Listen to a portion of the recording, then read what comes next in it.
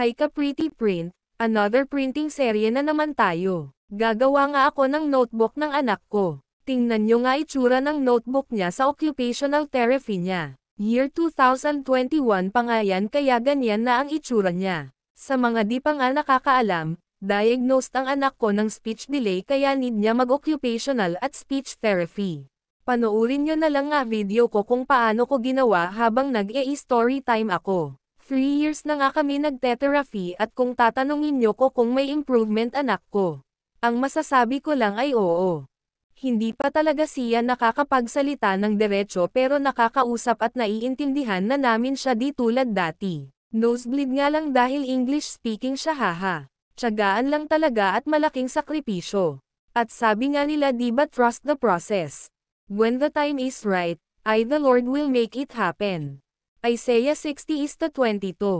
Simula nga nang pinost ko dito sa account ko ang video ng anak ko habang nagte-therapy, marami akong kakilala na nag-message sa akin. Di ko expect na same din kami ng sitwasyon. Syempre ina-advise ko na need talaga ang magpakonsulta sa developmental pedia. At kung ano man ang sabihin ng doktor, syempre need nila sundin para sa anak nila. Yun lang ay mangangailangan ka talaga ng pera. Magastos at malaki talaga ang ilalabas mong pera dahil di biro ang presyo sa therapy center. Pero para sa anak mo gagawin mo talaga lahat para sa kanya.